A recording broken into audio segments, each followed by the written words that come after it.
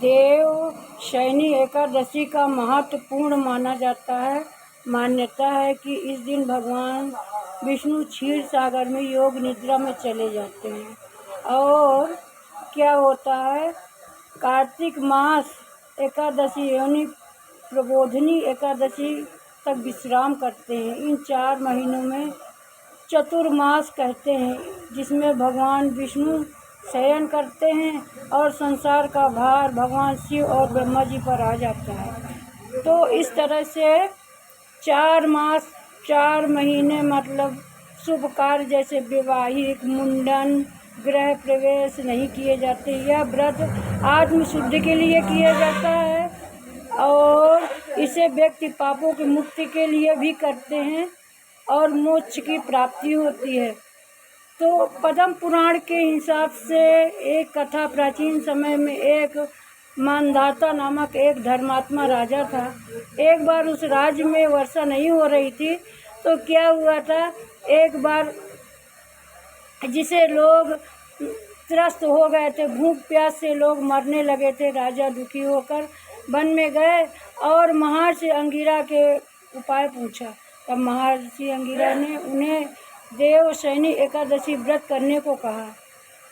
तो जानते हैं देवशयनी एकादशी के व्रत करने के लिए क्यों कहा था।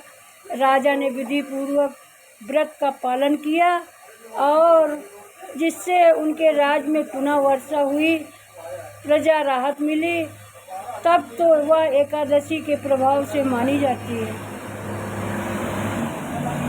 इसमें स्नान का भी व्रत के सूर्योदय से पहले उठकर नहाना चाहिए। सूर्योदय से पहले आप नहाएं और संकल्प लेना चाहिए कि हम एकादशी का व्रत रह रहे हैं।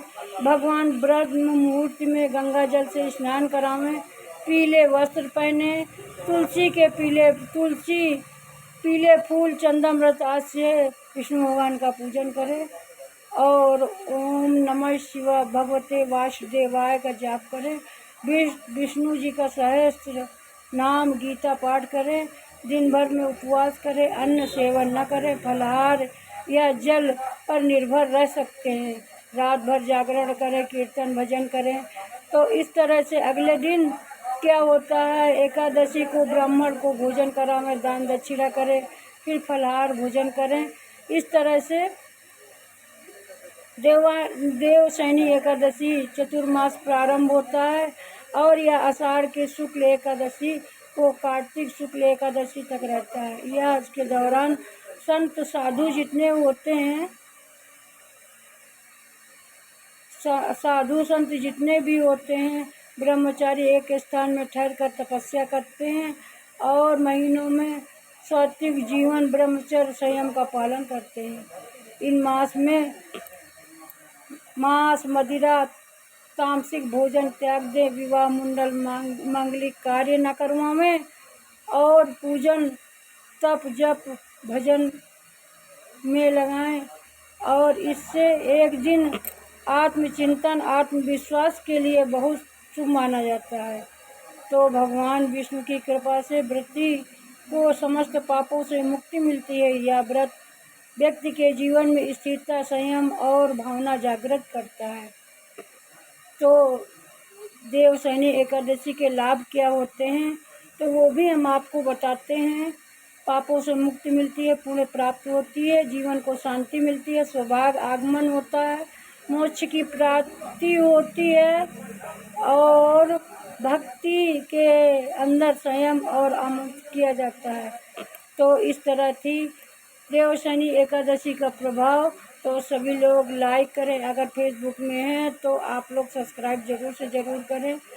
जय श्री राधे, जय श्री कृष्णा, जय विष्णु भगवान। तो श्री कृष्ण गोविंद हरे मुरारे, नाथ नारायण वासुदेवा। श्री कृष्ण गोविंद हरे मुरारे, नाथ नारायण वासुदेव।